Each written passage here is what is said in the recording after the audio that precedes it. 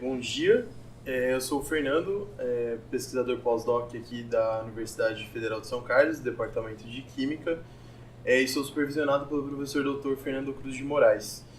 Então, hoje eu vou falar para vocês um pouquinho dos processos Fenton e Photophenton para algumas aplicações ambientais, né? Então, passando por uma motivação de por que a gente trabalhar com esse tipo de processo, falando um pouco de como esse processo funciona e até as aplicações que ele tem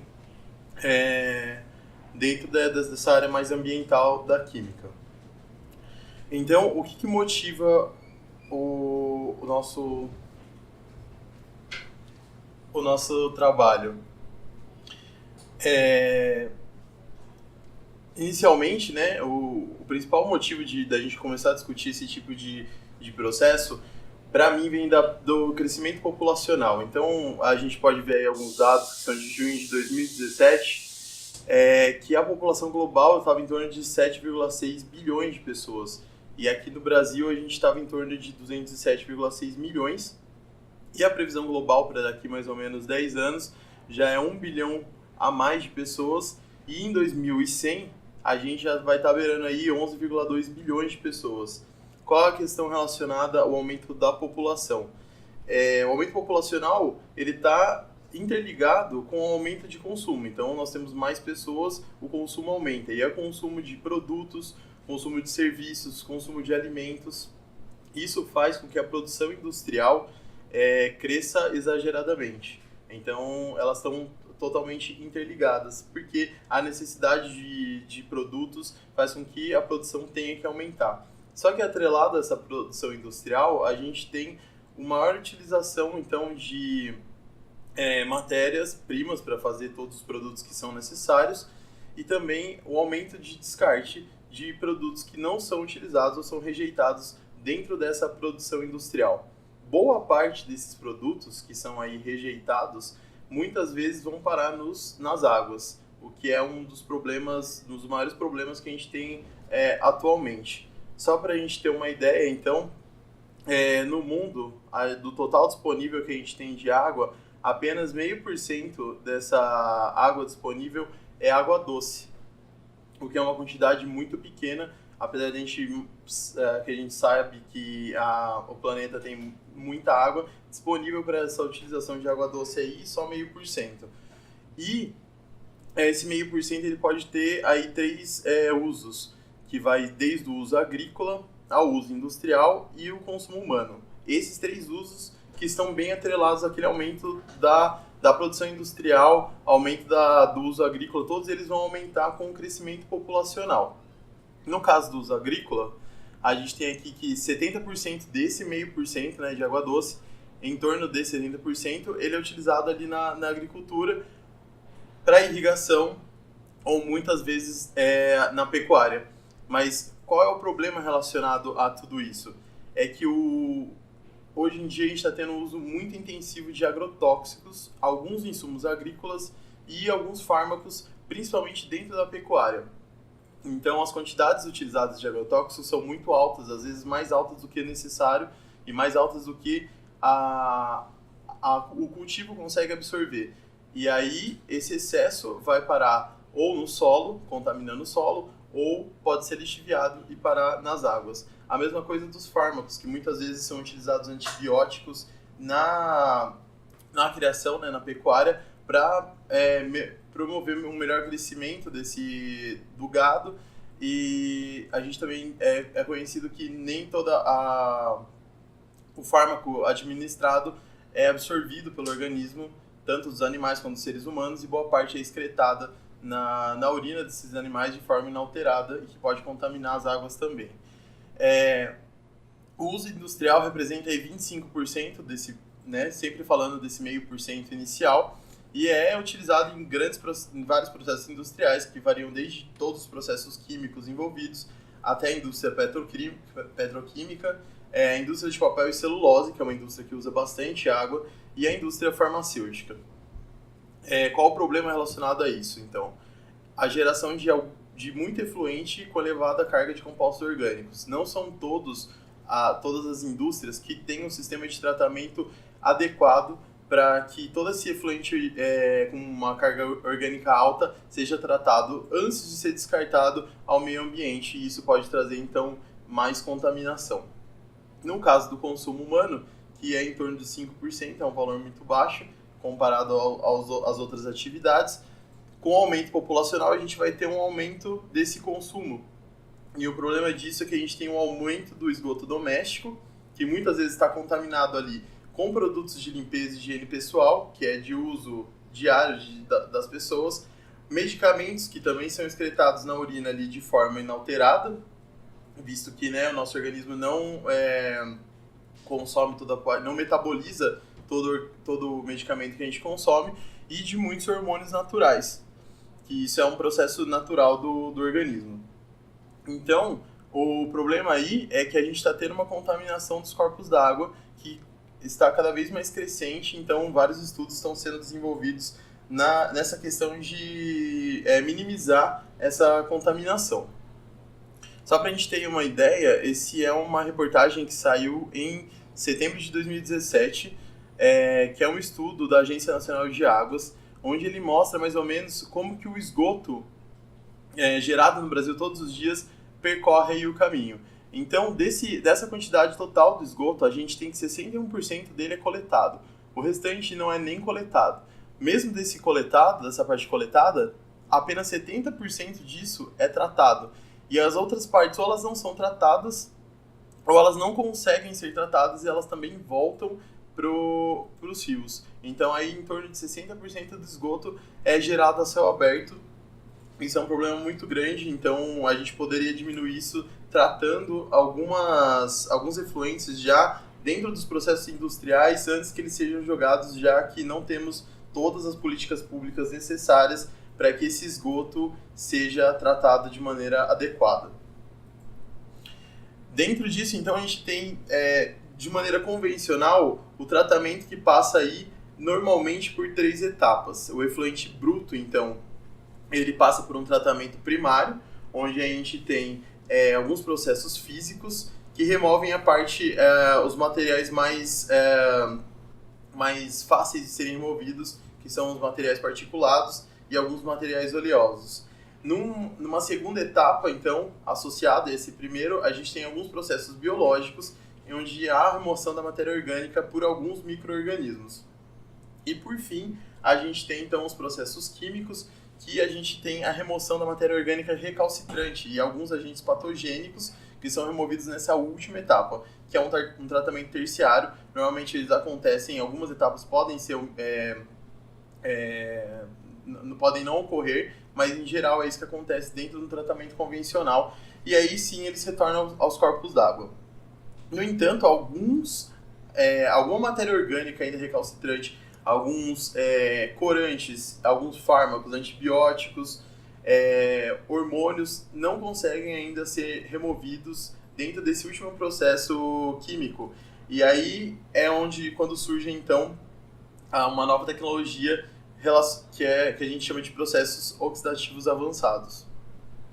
Os processos oxidativos avançados, então, eles são processos de tratamento de água sob condições ambientais de temperatura e pressão, e que envolve a geração do radical hidroxila numa quantidade suficiente para um efeito de purificação. Então ele tem despertado muito o interesse da comunidade científica, porque ele tem um poder, ele pode ser aplicado em efluentes contendo compostos que são resistentes àquele último tratamento que eu tinha dito anteriormente.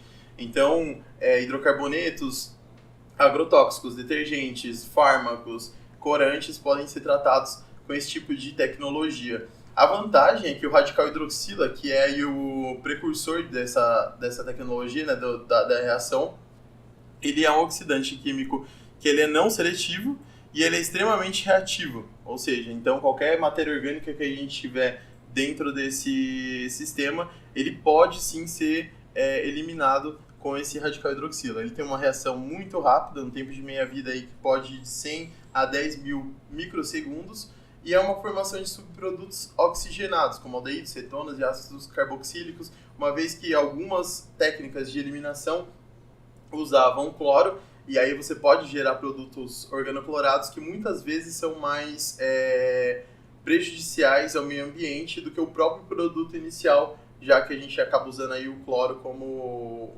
eliminação. Nesse caso do radical hidroxila, a gente não tem esse problema.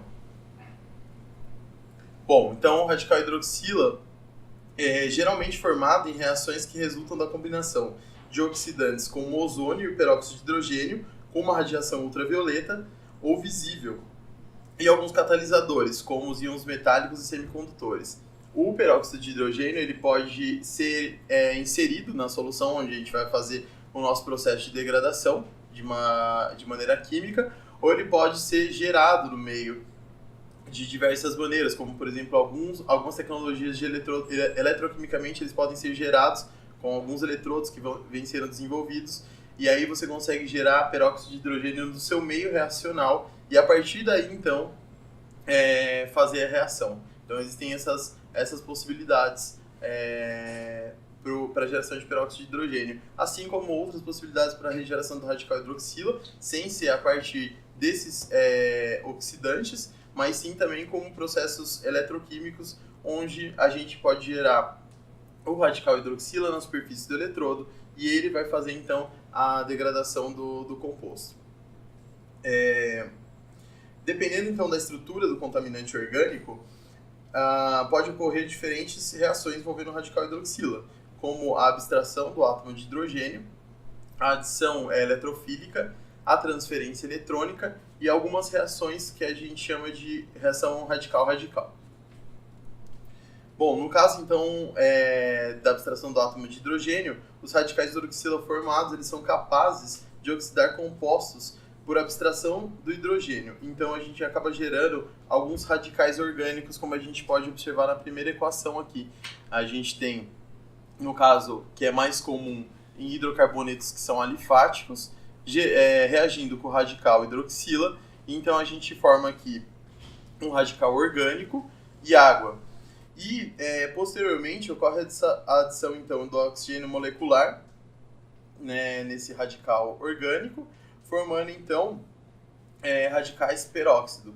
Então são intermediários que iniciam a nossa reação de degradação até o dióxido de carbono, que é o maior interesse, então a gente eliminar toda a carga orgânica que a gente tem nesse sistema.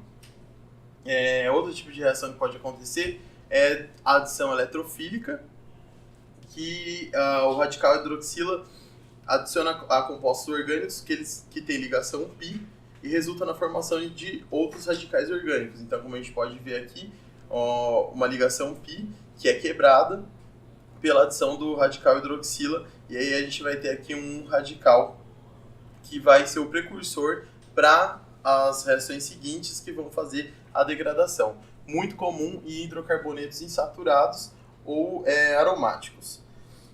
Quando a gente tem que as reações de transferência eletrônica, as reações de transferência eletrônica, elas ocorrem quando a adição eletrofílica e a abstração de hidrogênio elas são desfavorecidas, como no caso de alguns hidrocarbonetos clorados, como a gente pode observar no exemplo. Então, se as outras reações anteriormente apresentadas forem desfavorecidas por algum motivo, essa reação é o que pode acontecer. E além destas, outras reações radicalares também podem ocorrer. No entanto, elas não são desejáveis do ponto de vista da oxidação dos compostos orgânicos, porque elas consomem o radical hidroxila. Então, não é de nosso interesse que o radical hidroxila seja consumido, por exemplo, na primeira reação para a formação de peróxido de hidrogênio, ou o mesmo peróxido de hidrogênio reagir com o radical hidroxila para gerar esse outro radical, que eu vou falar um pouquinho mais para frente. Então, essas duas reações não são de interesse porque elas acabam consumindo o principal reagente que a gente tem aí para fazer a degradação. A predominância de uma outra reação ela depende de vários fatores, entre eles a presença e a concentração do substrato orgânico que a gente vai trabalhar, assim como a recalcitrância dele. Bom, o processo Fenton. Em 1984, então, Fenton relatou a oxidação catalítica do ácido tartárico na presença de íons de sais ferrosos e peróxido de hidrogênio. Então, o que foi chamado de reação Fenton, né, o radical hidroxila, que é a espécie oxidante, capaz de oxidar várias classes de compostos orgânicos em uma reação espontânea que ocorre no escuro. Então, a gente aí tem o ferro 2+, reagindo com peróxido de hidrogênio, gerando ferro 3+, o radical hidroxila, que vai ser o nosso principal agente oxidante, e OH-. Na ausência de algum substrato que vai acontecer a degradação, a gente tem uma recombinação do ferro 2+, com o radical hidroxila, gerando ferro 3+, e OH-. Então, só para a gente saber algumas informações aqui relacionadas ao processo Fenton. Ele também pode, o peróxido de hidrogênio, se ele tiver em excesso na solução, ele pode atuar como um sequestrador do radical hidroxila. E aí ele forma o radical hidroperoxila, que era aquela equação que eu tinha mostrado, eu destaquei aqui. Ele vai sequestrar então esse radical, que é o principal radical que é necessário dentro das reações, e a gente forma esse radical hidroperoxila. Então ele prejudica o processo de degradação, visto que o radical hidroperoxila ele tem um menor potencial de redução. Então não é interessante. Não que ele não vá contribuir, mas ele contribui menos e faz com que o nosso processo seja menos eficiente do que seria apenas com radicais hidroxila dentro do sistema. Isso foi visto em alguns trabalhos que fizeram a degradação de herbicidas e alguns efluentes. Foi observado esse desfavorecimento desse radical hidroperoxila. Bom, somente após um século do primeiro trabalho envolvendo a reação Fenton, que essa começou a ser aplicada na oxidação de contaminantes orgânicos presentes em água, efluentes e solo. E um dos primeiros trabalhos descreveram a oxidação de compostos orgânicos visando o tratamento de água por reação Fenton na degradação de clorofenóis. E aí, por que esse processo é tão vantajoso? Qual é o potencial de aplicação dele para tratamento de efluentes? Ele é um processo de aplicação muito simples, então ele não requer nenhum reagente ou equipamento especial. Ele pode ser trabalhado a temperatura e pressões ambientes, o que é muito interessante para a gente não ter que ter um gasto maior no controle de temperatura dos processos, visto que muitos processos de degradação mais tradicionais têm um controle de temperatura muito mais rígido. Então esse pode ser feito na temperatura e pressão ambientes. E o ferro, né, que é um dos principais reagentes utilizados, ele é um dos elementos mais abundantes na crosta terrestre. Então é muito fácil de ser utilizado. O processo fotofenton, então, falar um pouquinho da diferença dos dois. A oxidação então de compostos orgânicos sobre a radiação ultravioleta na presença do íon férrico em meio ácido, ela foi verificada ali na década de 50, quando postularam que a transferência eletrônica iniciada pela radiação resultava na geração do radical hidroxila, que é, como a gente tem que lembrar sempre, o nosso principal reagente, aí, entre aspas, para a degradação. Em solução aquosa, os íons férricos eles existem como aquocomplexos, por exemplo, o que foi indicado aqui nessa primeira caixinha. Então, quando na ausência de alguns outros ligantes, quando ele não tem nenhum ligante, ele vai apresentar essa forma de aquocomplexo, né? Se a gente não tiver nenhum outro tipo de ligante que se junte a ele.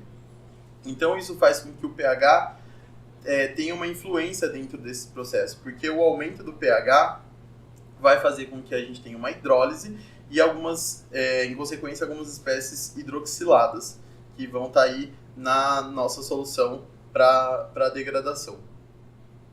Como, por exemplo, então, o ferro 3+, com água, ele gerando, então, esse tipo de forma aqui, e a gente não tendo nenhum outro ligante que vá se juntar a essa forma, ele vai continuar ali em solução.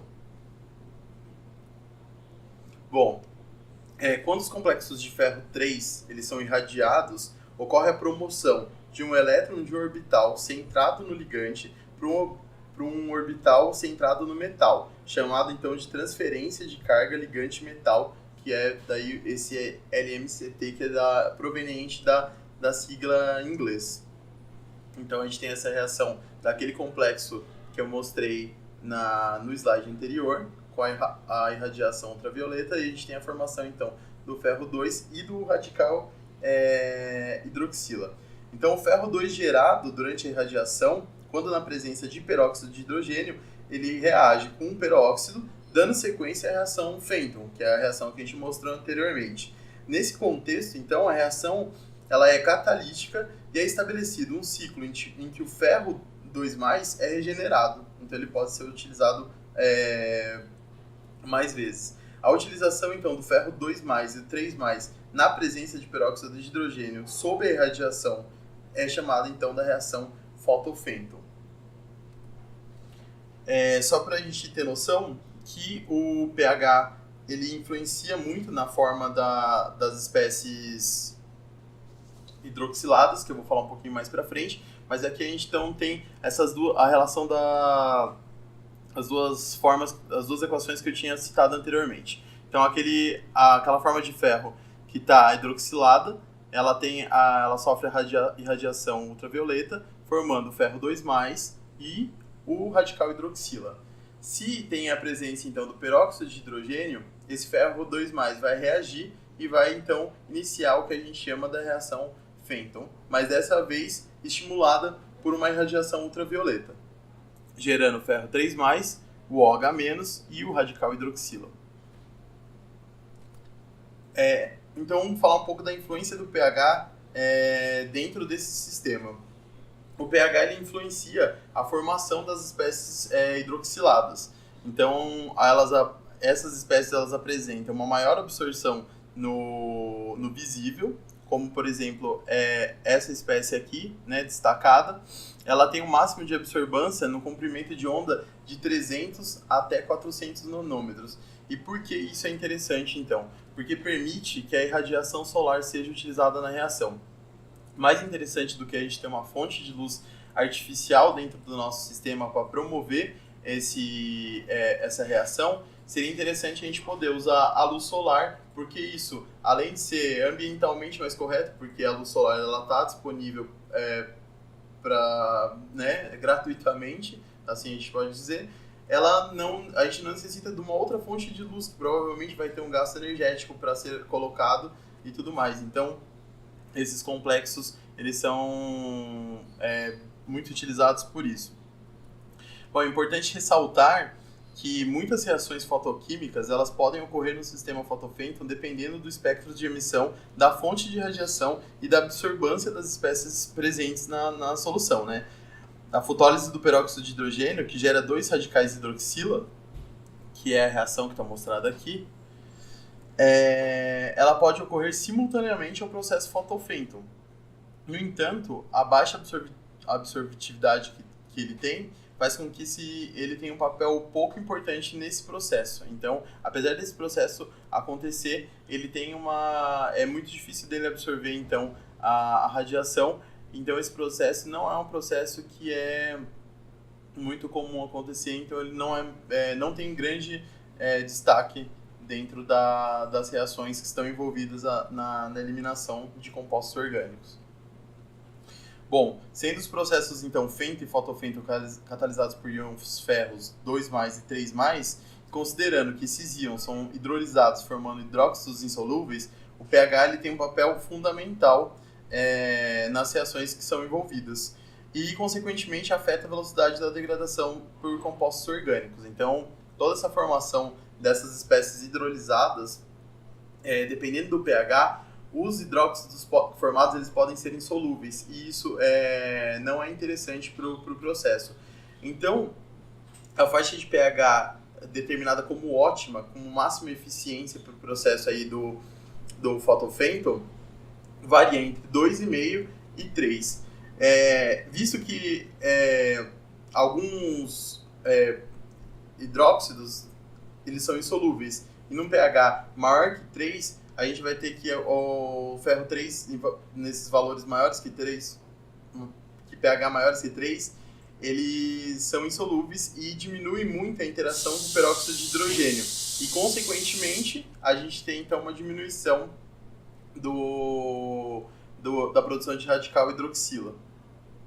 E abaixo de pH 2,5, a velocidade da reação ela diminui, apesar das espécies de ferro permanecerem solúveis, porque altas concentrações de H+, podem sequestrar o radical hidroxila, de acordo com essa reação.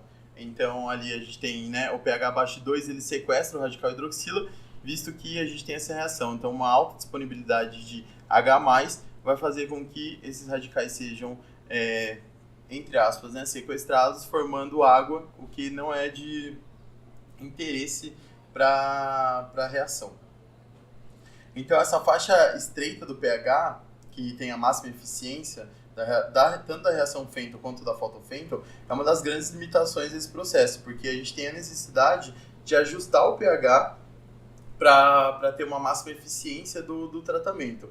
Então, e também há uma necessidade de uma neutralização após o tratamento para um descarte mais ambientalmente correto. Então, algumas estratégias têm sido estudadas, como a utilização de alguns complexos de ferro, visando sua estabilização em valores de pH que estão mais próximos da neutralidade.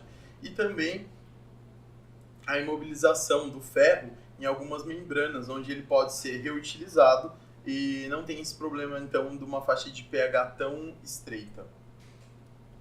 Então, na utilização de complexos de ferro.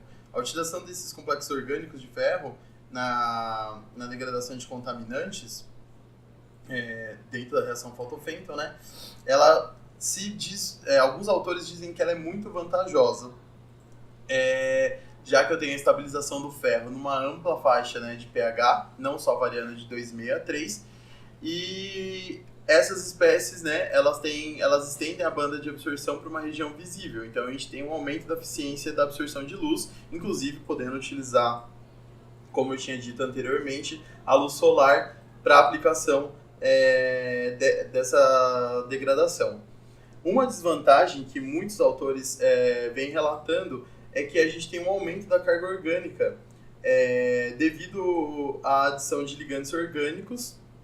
Então, a gente tem um aumento da carga orgânica do sistema geral. No entanto, alguns outros estudos já rebateram esse argumento que eles dizem ser desvantajoso, mostrando que, em geral, mesmo essa carga orgânica que é adicionada, ela é mineralizada durante o processo. Então, dá para a gente concluir que ele possui mais vantagens do que desvantagens dentro desse processo, visto que se a gente consegue eliminar no fim do procedimento essa carga orgânica que ele tem, a gente não tem problema. Então, a carga orgânica ela consegue ser mineralizada. Bom, a composição, como que é feita então a aplicação, em que tipos de estudo de efluentes eles podem ser aplicados?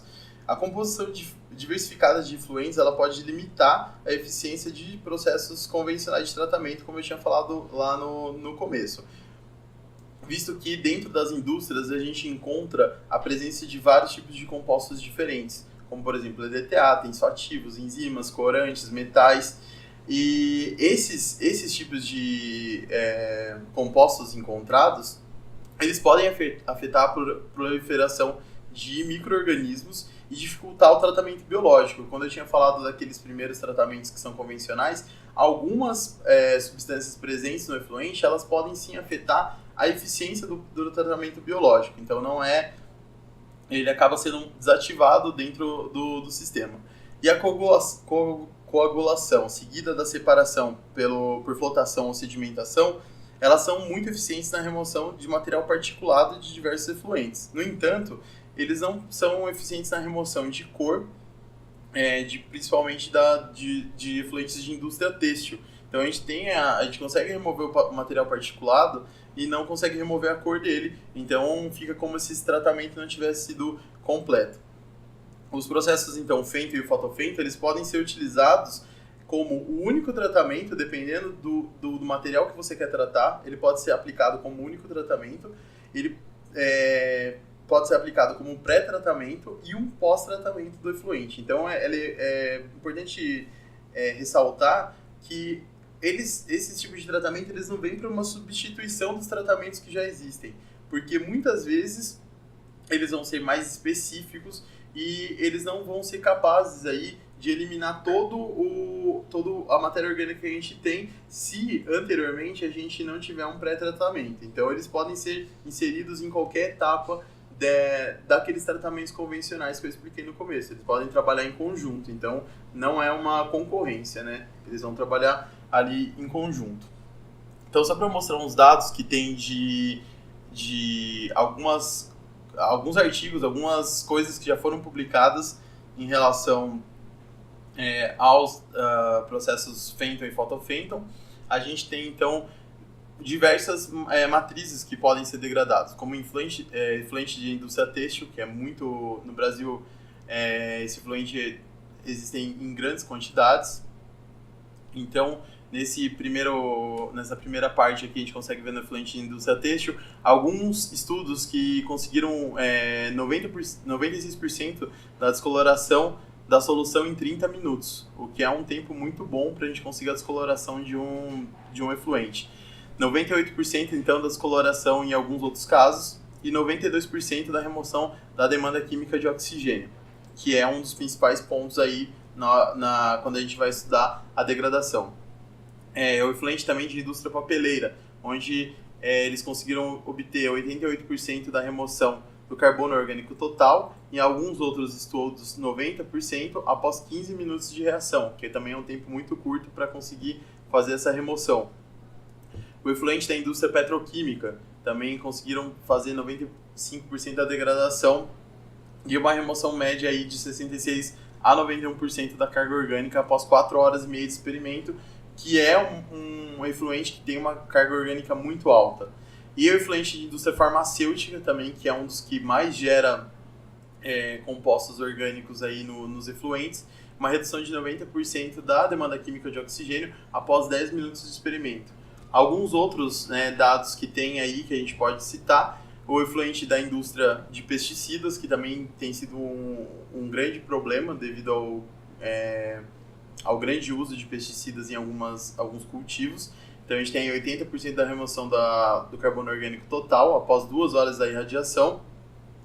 E aqui, o último que eu quis destacar é influente da indústria do processamento de cortiça, onde também teve 98% da remoção do carbono orgânico total e 75% da remoção dos fenóis. Então a gente consegue ver que esses processos, os dois processos associados ou não, conseguem remover dos efluentes diversas classes de matéria orgânica. Então a gente passa por diversos tipos de indústria, o que é muito interessante, visto que essas indústrias são cada dia mais gerando efluentes e subprodutos.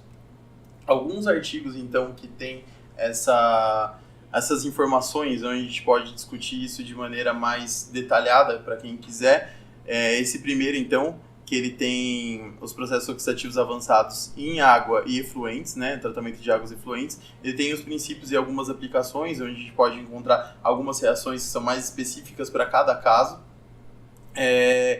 Alguns processos oxidativos avançados mediados para a remoção de fármacos em água, que também é um estudo que tem cada vez mais destaque no meio acadêmico. A degradação e a mineralização de contaminantes orgânicos pelos processos Fenton e Photophenton. Então tem uma revisão dos mecanismos e dos efeitos da matéria orgânica e inorgânica nesses sistemas. E outros que são esse primeiro, então, que é um artigo sobre o Photophenton homogêneo, perto de um pH mais neutro. Então também já tem uma revisão que mostra que muitos estudos já estão sendo feitos fora daquela faixa de pH de 2,5 a 3, que é o pH ótimo para a reação Photophenton, e alguns estudos que já estão trabalhando em pHs mais neutros para facilitar a questão da neutralização após o término do procedimento. E alguns aqui, esse aqui tem 2 partes, eu coloquei só a primeira, mas ele tem a parte de desinfecção solar, utilizando a luz solar, com a reação Photophenton também. Então ele tem toda uma revisão dos mecanismos envolvidos quando a gente utiliza a radiação solar. Então, para as considerações finais, esses dois processos eles têm uma grande eficiência na oxidação de várias classes de compostos orgânicos. Alguns fatores influenciam a velocidade de degradação, como a estrutura química do contaminante. Se a gente tem uma molécula que é mais complexa, alguns tipos de ligação, algumas moléculas cíclicas que são mais difíceis de serem quebradas e degradadas. O pH, como a gente discutiu, a faixa ótima de pH, onde a gente vai acontecer a reação sem a precipitação do ferro e sem o sequestro do radical hidroxila pelos H+, quando a solução é muito ácida. A concentração do peróxido de hidrogênio, que não pode estar em excesso, né, para a gente não ter uma reação concorrente, e a carga orgânica presente. É muito interessante também pela simplicidade da aplicação desse processo e pela alta eficiência, e o aproveitamento, em alguns casos, da energia solar, que a gente consegue economizar da fonte de luz que a gente vai colocar. Então, alguns melhoramentos que podem ainda acontecer nesses processos, que ainda estão sendo estudados, que são temas de muitas pesquisas, alguns catalisadores de baixo custo para aplicação, né, desses tipos de procedimentos, estabilizar uma faixa de pH um pouco mais próxima ao neutro e não tão ácida quanto é trabalhado, e que seja algumas partículas de ferro que podem ser facilmente recuperáveis para que a gente possa fazer a reutilização dessas partículas e não ter que simplesmente eliminá-las no fim do processo. Queria agradecer então a Cersusquem pelo convite, a GSK e a FAPESP, né, pela oportunidade, e também a Universidade Federal de São Carlos. Eu deixei o meu, se alguém tiver algum questionamento pós aqui, né, da apresentação, quiser me mandar um e-mail, eu deixei o meu contato. E muito obrigado, então, pela oportunidade. E eu queria abrir, então, para perguntas, se alguém tiver pergunta. Como a gente não teve nenhuma pergunta, então, eu queria agradecer novamente e encerrar, então, a sessão.